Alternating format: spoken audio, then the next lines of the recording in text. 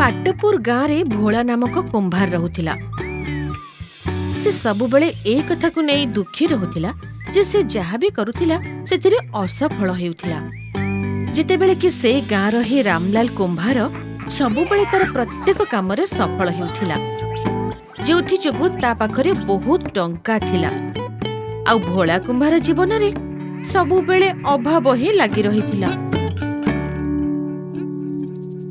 कौन हैला जे बहुत मन दुख करिछ?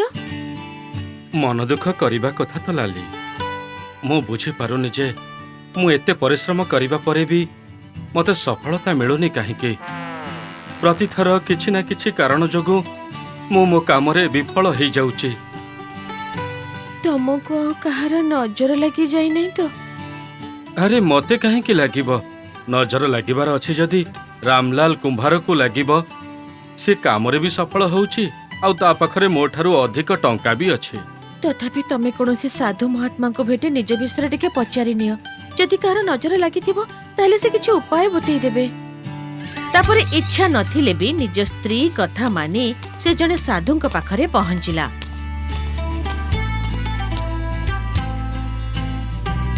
बाबा मु बहुत असुविधारे अछि।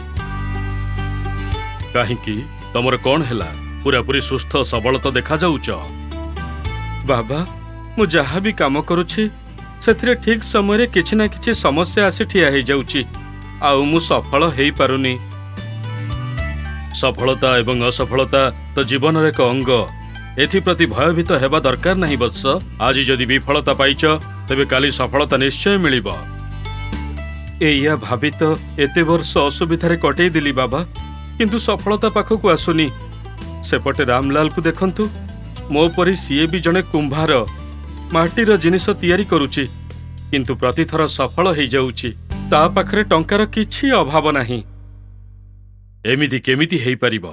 तुहे गोटिए ही गाँर गोटिए प्रकार बेपार करुच, ताहले एते अंतर केमिति? ए कथा तो मु भी बुझी पारुनी। मो स्त्री कहूछि जे मते कहार नजर लागी जाइछि। ताहले रामलाल पाखरे एमिति कौन अछि जे ताकू कहार नजर लागुनी आउ से सफल हो जाउछि? ठीक अछि, काली तमे रामलाल को मो पाखको पठेइबो। मु ताकू पचारिबी, तापरे तुमको कहिबी। साधुंक कथा सुनी ता परदिन भोला कुंभार रामलाल कुंभार को साधुंक पाखको पठेला। से साधुंक पाखको जिबार देखि भोला चिंता कला, मो या पछे पछे जिबा उचित। काले एमिति हेइ जिवो जे ये साधु को सब किछि कहि दबो आउ साधु मते सत कथा लुचेई देबे। बाबा आपण मते डकैथिले कि? हां रामलाल, मु जानिबाकू चाहूछि जे गाँर जणे साधारण कुंभार होई भी तम पाखरे एते टंका कोठु आसिला? बाबा मु मो व्यापार रे बहुत परिश्रम करूछि। परिश्रम तो समस्ते करिथांती, तम गाँर भोला कुंभार भी करूछि। तथापि तम पाखकु ही एते सफलता एते टंका केमिति आसुछि? ए कथा तो मु भी जानिनी बाबा। आपण तो अंतर्यामी, आपण ही खोजी बाहर करंतु। पाई जिबे जदी मते कहि देबे ताहले मते आज्ञा दियंतु बाबा। से कोन कहला बाबा? मते तुरंत कहि दियंतु, ताहले मु भी सफल होई जिबी। जल्दी कहंतु। सी एमिति किछि खास कथा कहिलानी, बरং से कहिदेला जे ताकू भी किछि जणा नाही। जदि मु जानि परिबी ताहले ताकू मु जणई देबी। बहुत बड़ धूर्त लोकटा। हेले बाबा आपण निज दिव्य चक्षुरे देखि नियंतु आउ आपण मते परे कहि देबे। ए कथा को 2-4 दिन बीती गला, हेले ना साधु बाबांकर कोनोसी संदेश आसिला आउ नाही भोला कुंभार निज काम रे सफलता पाइला। तापर से पुणी बाबांक पाखकु गला।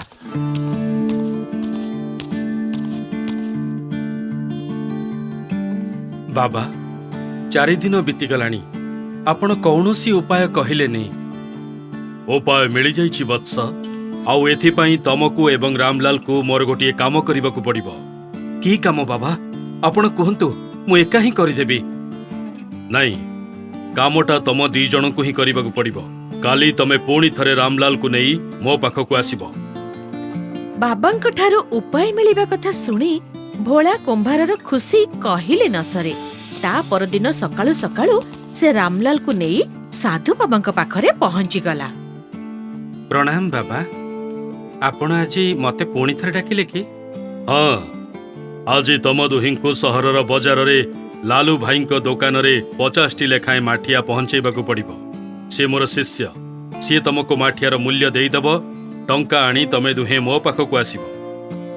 ଏଇଟା ତ କିଛି ଗୋଟେ କାମ ନୁହେଁ ବାବା, ମତେ କହି ଦେଇଥାନ୍ତେ, ମୁଁ ହିଁ ପହଞ୍ଚେଇ ଦେଇଥାନ୍ତି। ଏଥିପାଇଁ ରାମଲାଲକୁ ଡାକିବାର କି ଦରକାର ଥିଲା? କାମଟା ତମ ଦୁହିଁଙ୍କୁ ହିଁ କରିବାକୁ ହେବ। ଯାଅ, କାମ ଶେଷ ହେବା ପରେ ମୋ ପାଖକୁ ଆସିବ। ଭୋଳାକୁ ସାଧୁଙ୍କର ଏଇ କାମ କଥା ଶୁଣି ଟିକେ ଆଶ୍ଚର୍ଯ୍ୟ ଲାଗିଲା। ତଥାପି ସେ ତା ଘରକୁ ଗଲା ଆଉ ସେ ତିଆରି କରିଥିବା 50ଟି ମାଠିଆ ଲଦି ନିଜ ଶଗଡ଼ ଗାଡ଼ିରେ ବସିଲା ଆଉ ସହର ଅଭିମୁଖେ ବାହାରିଗଲା। ଚାଲ ଚାଲ ଚାଲ ଚାଲ, ଆରେ ଶୀଘ୍ର ଚାଲ ଭାଇ, ଆରେ ଚାଲ। ମାଠିଆ ସହରରେ ପହଞ୍ଚେଇ ଆସିବା ପରେ ବାବା ମୁଁ ଧନୀ ହବା ପାଇଁ କିଛି ଗୋଟେ ବଢିଆ ଉପାୟ ନିଶ୍ଚୟ କହିବେ। ଚାଲ ଚାଲ, ଶୀଘ୍ର ଚାଲ, ଆରେ ବାଟରୁ ଉଠିଯା ଭାଇ।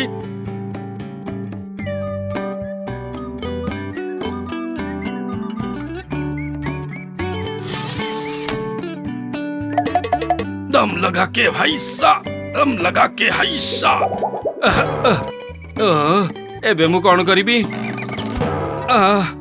ଲାଗୁଛି ମାଠିଆର ଓଜନ ଯୋଗୁଁ ବଳଦ ମାନେ ଗାଡ଼ିଟିକୁ ଟାଣି ପାରୁନାହାନ୍ତି। ଚାଲ ଚାଲ ଚାଲ। କଣ ଭାଇ, ମାଠିଆ ବିକିବ? ଆରେ ନାଇଁ ନାଇଁ, ଏସବୁ ତ ଜଣେ ସାଧୁ ବାବା ଲାଲୁ ଭାଇଙ୍କ ଦୋକାନରେ ଦବା ପାଇଁ କହିଥିଲେ। ହେଲେ ତାଙ୍କ ଦୋକାନ ତ ସନ୍ଧ୍ୟା 6ଟା ଯାଏ ହିଁ ଖୋଲା ରହୁଛି। ଏବେ ତ 6:30 ବାଜିଲାଣି, ଦୋକାନ ବନ୍ଦ ହେଇଗଲାଣି। ଗୋଟେ କାମ କର, 500 ଟଙ୍କା ନିଅ ଆଉ ଏ ମାଠିଆ ସବୁ ମତେ ଦେଇଦିଅ। କି କଥା କହୁଛ? 2500ର ମାଠିଆ 500 ଟଙ୍କାରେ ଦେଇଦେବି? ତାହେଲେ କଣ ଗାଁକୁ ଫେରେଇ ନବ? ଫେରେଇ ନେଲେ କଣଟା ଲାଭ ହବ?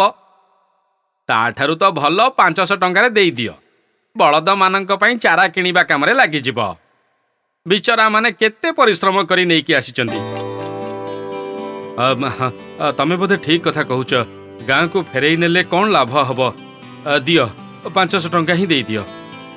ନିଜର 2500 ଟଙ୍କାର ମାଠିଆ 500 ଟଙ୍କାରେ ବିକି ଭୋଳା ଗାଁକୁ ଫେରିଗଲା ଆଉ ରାମଲାଲକୁ ଧରି ସିଧା ସାଧୁ ବାବାଙ୍କ ପାଖରେ ପହଞ୍ଚିଲା। ବାବା, ଆପଣ କହିଥିଲେ ନା ସହରରେ ମାଠିଆ ଦବା ପରେ ଟଙ୍କା ନେଇ ମୋ ପାଖକୁ ଆସିବ। ଏଇ ନିଅନ୍ତୁ ମୋର 50ଟା ମାଠିଆର ଟଙ୍କା। ଆଉ ଇଏ ମୋ ଟଙ୍କା। ଭୋଳା, ତମ ଟଙ୍କା ତ ବହୁତ କମ୍ ଅଛି। ତମେ କଣ 50ଟାରୁ କମ୍ ମାଠିଆ ନେଇକି ଯାଇଥିଲ? ନାଇଁ ନାଇଁ ବାବା, ମୁଁ ତ 50ଟା ମାଠିଆ ହିଁ ନେଇକି ଯାଇଥିଲି। ତାହେଲେ ଏତେ କମ୍ ଟଙ୍କା କାହିଁକି ଆଣିଛ? ମୁଁ କହିଲି ନା ବାବା, ମୋର ସବୁବେଳେ କ୍ଷତି ହେଉଛି। ରାସ୍ତାରେ ମୋ ଶଗଡ଼ ଗାଡ଼ିର ଚକ କାଦୁଅରେ ଫସିଗଲା। ମୁଁ ବଜାରରେ ପହଞ୍ଚିବା ଡେରି ହେଇଗଲା। ଲାଲୁ ଭାଇଙ୍କ ଦୋକାନ ବନ୍ଦ ହେଇଯାଇଥିଲା। ମୁଁ ମାଠିଆ ଫେରେଇ ଆଣି କଣ କରିଥାନ୍ତି?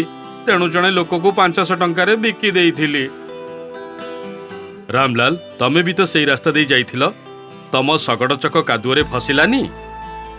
ବାବା, ମୁଁ ଶଗଡ଼ ଗାଡ଼ି ନେଇକି ଯାଇନଥିଲି। କାଲି ରାତିରେ ଅଳ୍ପ ବର୍ଷା ହେଇଥିଲା। ମୁଁ ଭାବିଲି କାଳେ ଗାଁରୁ ସହରକୁ ଯାଉଥିବା ରାସ୍ତା ବର୍ଷା ଯୋଗୁଁ ଖରାପ ହେଇଥିବ। ତେଣୁ ମୁଁ ପ୍ରଥମେ ସହରରୁ ଆସିଥିବା କିଛି ଲୋକଙ୍କୁ ପଚାରି ବୁଝିଲି। ସେମାନେ କହିଲେ ଯେ ରାସ୍ତା କାଦୁଅ ହେଇଯାଇଛି, ଶଗଡ଼ ଚକ ଫସି ଯାଇପାରେ। ମୁଁ ଭାବିଲି ତାହେଲେ ତ ମୁଁ ବଜାରରେ ପହଞ୍ଚିଲା ବେଳକୁ ବହୁତ ଡେରି ହେଇଯିବ। ଆଉ ଯଦି ଦୋକାନ ବନ୍ଦ ହେଇଯାଇଥିବ ତାହେଲେ ମୋର ସବୁ ପରିଶ୍ରମ ବେକାର ହେଇଯିବ। ତେଣୁ ମୁଁ ମୋର ମାଠିଆ ତକ ସାଇକେଲରେ ବାନ୍ଧିଲି ଆଉ ସାଇକେଲର ସରୁ ସରୁ ଚକ କାଦୁଅରେ ନ ଫସିବା ଯୋଗୁଁ ମୁଁ ଠିକ ସମୟରେ ବଜାରରେ ପହଞ୍ଚିଗଲି। ଶୁଣିଲ ତ ଭୋଳା, ଏଇ ଉପାୟ ମୁଁ ତମକୁ କହିବାକୁ ଚାହୁଁଥିଲି। ଏଇ ଉପାୟ ମୁଁ ବୁଝିପାରିଲିନି ବାବା। ତମର ଅଭିଯୋଗ ଥିଲା ନା ତମେ ବି ସେଇ କାମ କରୁଛ ଯାହା ରାମଲାଲ କରୁଛି। ତଥାପି ତମ ଭାଗ୍ୟ ତମକୁ ଧୋକା ଦେଉଛି। ତମର କ୍ଷତି ହଉଛି ଆଉ ଅଭାବ ଲାଗି ରହୁଛି। ହଁ ବାବା, ୟାର କାରଣ ହେଲା ତମର ବୁଝି ବିଚାରି କାମ ନ କରିବା। ଯଦି ରାମଲାଲ ପରି ତମେ ବି ସହରକୁ ଯିବା ପୂର୍ବରୁ ସହରକୁ ଯାଉଥିବା ରାସ୍ତା କଥା ଚିନ୍ତା କରିଥାନ୍ତ, ପଚରାପଚରି କରିଥାନ୍ତ, ତାହେଲେ ନା ତମ ଗାଡ଼ିର ଚକ କାଦୁଅରେ ଫସିଥାନ୍ତା, ନା ତମର ଡେରି ହେଇଥାନ୍ତା, ଆଉ ନା ତମକୁ କ୍ଷତି ସହି ତମ ମାଠିଆ ବିକିବାକୁ ପଡ଼ିଥାନ୍ତା। ବୋଧ ହୁଏ ଆପଣ ଠିକ୍ କହୁଛନ୍ତି ବାବା। ବୋଧ ହୁଏ ନୁହଁ, ନିଶ୍ଚିତ ରୂପେ ଠିକ୍ କହୁଛି ବତ୍ସ।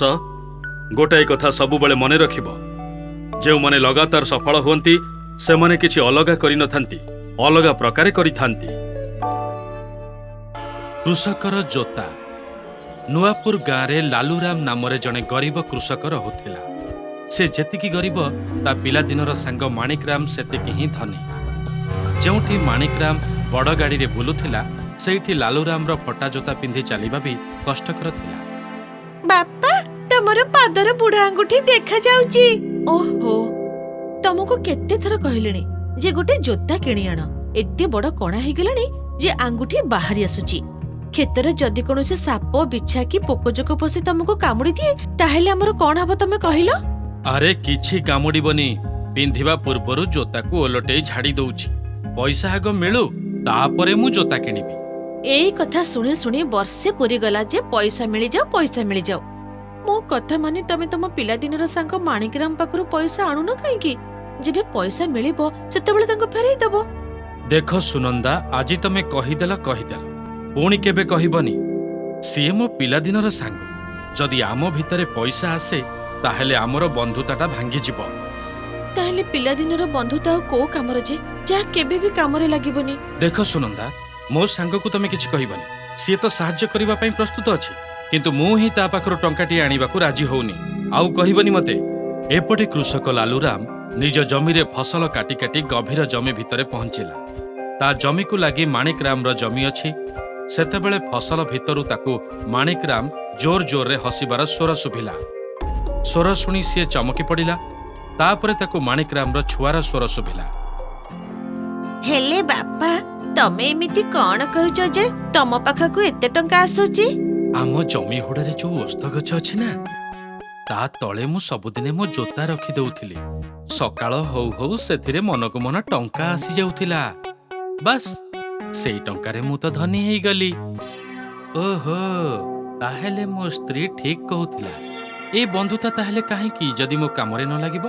ସତରେ, ଯଦି ଇଏ ମୋତେ ଏ ରହସ୍ୟଟା କହିଦେଇଥାନ୍ତା, ତାହେଲେ ମୁଁ ବି ଧନୀ ହେଇଯାଇଥାନ୍ତି ନା। କିନ୍ତୁ ସିଏ ଏକା ହିଁ ସବୁ ନେଇଗଲା। ଠିକ୍ ଅଛି, ଏବେ ମୁଁ ବି ରୋଜଗାର କରିବି। ଆଜିଠାରୁ ମୁଁ ପ୍ରତିଦିନ ରାତିରେ ମୋ ଜୋତାକୁ ନେଇ ଓସ୍ତଗଛ ମୂଳରେ ରଖିଦେଇ ଆସୁଥିବି। ଆଉ ସନ୍ଧ୍ୟାରେ ଫେରିବା ବେଳେ ଲାଲୁରାମ ବିଲ ପାଖରେ ଥିବା ଓସ୍ତଗଛ ମୂଳରେ ନିଜର ଜୋତା ରଖି ଖାଲି ପାଦରେ ଘରେ ପହଞ୍ଚିଗଲା। ଆଉ ସେ ଖାଲି ପାଦରେ ଆସିବା ଦେଖି ତା ସ୍ତ୍ରୀ ପଚାରିଲା, କାଳିଆ ବାପା, ତମର ସେ ଫଟା ଜୋତା କୁଆଡେ ଗଲା? କଣ ଫୋପାଡ଼ି ଦେଲ? ନାଇଁ, ସଜାଡ଼ିବା ପାଇଁ ଦେଇଛି। ଓହୋ, ସେଥିରେ ଆଉ ସଜାଡ଼ିବା ପାଇଁ କଣ ବାକି ଥିଲା ଯେ? ବିଚରା ଜୋତାଟା ବି ଭାବୁଥିବ ଯେ କାହା ପାଦରେ ଆସି ଫସି ଯାଇଛି। ତା ପରଦିନ ସକାଳୁ ସକାଳୁ ସିଏ ଯେତେବେଳେ ସେଇ ଓସ୍ତଗଛ ମୂଳରେ ପହଞ୍ଚିଲା, ସିଏ ଦେଖି ଆଶ୍ଚର୍ଯ୍ୟ ହେଇଗଲା ଯେ ତା ଜୋତା ଭିତରେ କିଛି 100 ଟଙ୍କିଆ ପଡ଼ିଛି। ସେ ତୁରନ୍ତ ଟଙ୍କା ଉଠେଇ ନେଲା ଏବଂ ଘରକୁ ଫେରି ଆସିଲା। ଆରେ, ତମେ ଏତେ ଶୀଘ୍ର ଫେରି ଆସିଲ? ଜୋତା ସଜଡ଼ା ହେଇଗଲା କି? ନାଇଁ। ଆଚ୍ଛା କାଳିଆ, ତୋ ସ୍କୁଲ ଫିସ୍ କେତେ ବାକି ଅଛି? 500 ଟଙ୍କା। ଏଇ ନେ, ଏଇ ଧର 500 ଟଙ୍କା। କାଳିଆ ବାପା, ତମ ପାଖକୁ ଏତେ ଟଙ୍କା କୋଉଠୁ ଆସିଲା? ବାସ୍ ଆସିଗଲା। ଆଚ୍ଛା, ମୁଁ ତାହେଲେ ଏବେ କ୍ଷେତକୁ ଯାଉଛି, ହେଲା? ମା, ଗୋଟେ ଦିନରେ ବାପାଙ୍କ ପାଖକୁ ଏତେ ଟଙ୍କା କୋଉଠୁ ଆସିଲା? ନିଶ୍ଚୟ ତାଙ୍କ ସାଙ୍ଗ ମାଣିକରାମ ପାଖରୁ ମାଗିଥିବେ। ଏତେ ଟଙ୍କା ଆସିବାର ସେ ଗୋଟିଏ ହିଁ ତ ବାଟ। ସନ୍ଧ୍ୟାରେ ଫେରିଲା ବେଳେ ଲାଲୁରାମ ଆଜି ପୁଣି ନିଜ ଜୋତା ଓସ୍ତଗଛ ମୂଳରେ ରଖିଦେଇ ଗଲା। ଆଉ ତା ପରଦିନ ସକାଳେ ସେ ଯେତେବେଳେ ଗଲା, ତାକୁ ଜୋତା ଭିତରେ ଗୁଡ଼ାଏ 100 ଟଙ୍କିଆ ପଡ଼ିଥିବାର ମିଳିଲା। ତା ସହିତ କାଗଜ ଖଣ୍ଡେ ପଡ଼ିଥିବାର ବି ମିଳିଲା। ସେ ପଢ଼ିଲା, ଯେଉଁଥିରେ ଲେଖାଥିଲା, ଏ ଟଙ୍କା ମିଳିବାର ଅର୍ଥ ଏଇଆ ନୁହଁ ଯେ ତମେ କାମ କରିବନି କିମ୍ବା କାମ ପ୍ରତି ଅବହେଳା କରିବ। ତୁମେ ନିଜର ପରିଶ୍ରମ ସେମିତି ହିଁ କରିଚାଲ। ଯୋଉଦିନ ତମେ ତମ କାମ ପ୍ରତି ଅବହେଳା କରିବ, ସେଇଦିନଠାରୁ ଜୋତାରେ ଟଙ୍କା ମିଳିବା ବନ୍ଦ ହେଇଯିବ। ମୁଁ ଭଲା କାହିଁକି କାମ ପ୍ରତି ଅବହେଳା କରିବି? ମୁଁ ତ ଆହୁରି 2 ଗୁଣା ଫୁର୍ତ୍ତିର ସହିତ ପରିଶ୍ରମ କରିବି। ଏବଂ ସେ କାଗଜର ଲେଖାର ତା ଉପରେ ଗଭୀର ପ୍ରଭାବ ପଡ଼ିଲା। ଟଙ୍କା ମିଳିବା ପରେ ଘରକୁ ଆସିବା ବଦଳରେ ସେ ଦିନସାରା ପରିଶ୍ରମ କରୁଥିଲା। ସନ୍ଧ୍ୟା ହେଉ ହେଉ ସେ ନିଜ ଜୋତା ସେଇ ଓସ୍ତ ଗଛ ମୂଳରେ ରଖିଦିଏ ଆଉ ବଜାରରୁ ଗୁଡ଼ାଏ ଜିନିଷ କିଣି ଘରେ ପହଞ୍ଚି ଯାଉଥିଲା। ଏବେ ତାର ଆର୍ଥିକ ପରିସ୍ଥିତି ବହୁତ ସୁଧୁରି ଗଲାଣି। ଘରକୁ ସେ ସବୁ ଜିନିଷ କିଣି ଆଣିଥିଲା, କିନ୍ତୁ ତା ସ୍ତ୍ରୀ ଏଇ କଥା ପାଇଁ ଚିନ୍ତିତ ଥିଲା ଯେ ସେ ନିଜ ପାଇଁ ଜୋତା କିଣୁନାହାନ୍ତି କାହିଁକି। କାଳିଆ ବାପା, ତମେ ମତେ ସତ କଥା କହିଲ, ତମେ ଏତେ ଦାମୀ ଦାମୀ ଜିନିଷ କିଣୁଛ କିନ୍ତୁ ନିଜ ପାଇଁ ଶସ୍ତାରେ ବି ଗୋଟେ ନୂଆ ଜୋତା କିଣୁନ। ସବୁଦିନ ଖାଲି ପାଦରେ ଚାଲି ଆସୁଛ। ଯଦି ତମେ ନ କିଣି ପାରୁଛ ତାହେଲେ ମତେ କୁହ, ମୁଁ ତମ ପାଇଁ ଗୋଟେ ନୂଆ ଜୋତା କିଣି ନେଇ ଆସିବି। ଆରେ ନାଇଁ ନାଇଁ ନାଇଁ, ଏମିତି କରିବନି। ଯଦି ଏମିତି କରିବ ତାହେଲେ ମୋ ରୋଜଗାର ବନ୍ଦ ହେଇଯିବ। ସେଇ ଫଟା ଜୋତା ଯୋଗୁଁ ହିଁ ତ ମୋର ରୋଜଗାର ହଉଛି। ତାର ଅର୍ଥ କଣ? ତମେ କାହାକୁ ଯଦି ନ କହିବ ତାହେଲେ ମୁଁ କହିବି। ନାଇଁ କହିବିନି, ମତେ କୁହ ତ। ଆମ ଜମିକୁ ଲାଗି ଯୋଉ ବଡ଼ ଓସ୍ତ ଗଛଟା ଅଛି ତା ତଳେ ମୁଁ ପ୍ରତିଦିନ ସନ୍ଧ୍ୟାରେ ମୋ ଜୋତା ରଖିଦେଇ ଆସୁଛି। ସକାଳକୁ ଗଲାବେଳକୁ ସେଥିରେ 100 ଟଙ୍କିଆ ଗୁଡ଼ାଏ ପଡ଼ିଥିବାର ଦେଖୁଛି। ଯଦି ସେଇ ଜୋତା ଛାଡ଼ି ନୂଆ ନେବି ଆଉ ସେଥିରେ ଟଙ୍କା ନ ପଡ଼ିବ ତାହେଲେ? ଆରେ ଏମିତି ହବା କେମିତି ସମ୍ଭବ? ଓସ୍ତ ଗଛ ମୂଳରେ ତମେ ଜୋତା ରଖିବ ଆଉ ସେଥିରେ ମନକୁ ମନ ଟଙ୍କା ଚାଲି ଆସୁଛି? କିଛି ତ ଗୋଳମାଳ ନିଶ୍ଚୟ ଅଛି କାଳିଆ ବାପା। ଆଉ ଏମିତି ନୁହଁ ତ ଯେ କେହି ତମକୁ ବୋକା ବନଉଛି? ବୋକା ବନେଇବ? ଏଥିରେ ବୋକା ବନେଇବାର କଣ ଅଛି? ହେଇପାରେ ଯେ କେହି ତମକୁ ଟଙ୍କା ଦେଇ ଚାଲୁଥିବ ଆଉ ତାପରେ ଦିନେ ଆସି ଫେରସ୍ତ ମାଗିବ। ଆଉ ତମେ ନ ଦେଇ ପାରିବ ଯଦି ତମ ଜମି ବାଡ଼ି ସବୁ ହଡପ କରି ନେବ। ସ୍ତ୍ରୀର କଥା ଶୁଣି ଲାଲୁରାମର ବି ସନ୍ଦେହ ହେଲା। ଆଉ ସେଦିନ ତା ପତ୍ନୀ ସୁନନ୍ଦା ବି କ୍ଷେତକୁ ଆସିଲା। ଆଉ ସନ୍ଧ୍ୟାରେ ସେ ଓସ୍ତ ଗଛ ମୂଳରେ ଜୋତା ରଖିବା ପରେ ଦୁହେଁ ସେଇଠି ଗୋଟିଏ ବଡ଼ ଗଛ ପଛରେ ଲୁଚିଗଲେ। ଅଧରାତିରେ ଅନ୍ଧାରରେ ଗୋଟିଏ ଛାଇ ସେଠିକୁ ଆସିଲା ଆଉ ନିଜ ପକେଟରୁ 100 ଟଙ୍କିଆ ନୋଟ ବାହାର କରି ଜୋତାରେ ରଖି ଯେମିତି ପଛକୁ ବୁଲିଲା, ଏ ଦୁହେଁ ତାକୁ ପଛରୁ ଧରିନେଲେ। ସେଇ ଲୋକଟି ଡରିଯାଇ ପଛକୁ ବୁଲିଗଲା। ଏ ଦୁହେଁ ଦେଖି ଡରିଗଲେ। ମାଣିକରାମ, ତୁ? ମାଣିକରାମ ଭାଇ? ଓଃ, ତାହେଲେ ଶେଷରେ ତମେ ସତ କଥାଟା କଣ ଜାଣିଗଲ? ମାଣିକରାମ ଭାଇ, ତାହେଲେ ଟଙ୍କା ସବୁଦିନ ଆପଣ ଏଇଠି ରଖୁଥିଲେ ନୁହେଁ? ନହେଲେ କଣ କରିଥାନ୍ତି? ଇଏ ମୋ ପିଲାଦିନର ସାଙ୍ଗ। ଭାଗ୍ୟ ତ ମତେ ଧନୀ କରିଦେଲା। ଏଥିରେ ମୋର ଦୋଷ କଣ? ମୁଁ ୟାକୁ ଅସୁବିଧାରେ ଚଳୁଥିବା ଦେଖିପାରିଲିନି। ଆଉ ଇଏ ଏତେ ସ୍ୱାଭିମାନୀ ଯେ ମୋଠାରୁ ଟଙ୍କାଟେ ବି ନେବାକୁ ଚାହୁଁନି। ତେଣୁ ମୁଁ ଭାବିଲି ଯେ ମୁଁ ମୋର ସ୍ୱାଭିମାନୀ ସାଙ୍ଗକୁ କେମିତି ସାହାଯ୍ୟ କରିବି। ତେଣୁ ମୁଁ ଲାଲୁରାମକୁ ଏକଥା ଶୁଣାଇଦେଲି ଯେ ଓସ୍ତ ଗଛ ତଳେ ସନ୍ଧ୍ୟାରେ ଯଦି ଜୋତା ରଖିଦେବ ତାହେଲେ ସକାଳେ ସେଥିରେ ଟଙ୍କା ଭର୍ତ୍ତି ହେଇଯାଇଥିବ। ବାସ୍, ଲାଲୁରାମ ଜୋତା ରଖିଲା ଆଉ ମୁଁ ସେଥିରେ ଟଙ୍କା ଭରି ଚାଲିଲି। ହେଲେ ସେ କାଗଜଟା କଣ ଥିଲା? ମୁଁ ଭାବିଲି ଯେ କାଳେ ମାଗଣା ପଇସା ପାଇ ତୁ କାମ କରିବା ବନ୍ଦ କରିଦେବୁ, ସେଇଥିପାଇଁ ସେଇ କାଗଜ ଲେଖି ସେଥିରେ ପକେଇଦେଲି। ଆଜି ମୁଁ ଗୋଟେ କଥା ବୁଝିଗଲି ସାଙ୍ଗ, ଯେ କାହାଠୁ ବି ସାହାଯ୍ୟ ନେଇ ନିଜକୁ ଛୋଟ ମନେ କରିବା ବଦଳରେ ନିଜକୁ ନିଜେ ଧନୀ ମନେ କରିବା ଉଚିତ। ଯେ ମୋ ପାଖରେ ବନ୍ଧୁତାର ସେଇ ସମ୍ପତ୍ତି ଅଛି ଯାହାକୁ ମୁଁ ସଠିକ୍ ସମୟରେ ଖର୍ଚ୍ଚ କରି ନିଜ ଜୀବନକୁ ସୁଧାରି ପାରିବି।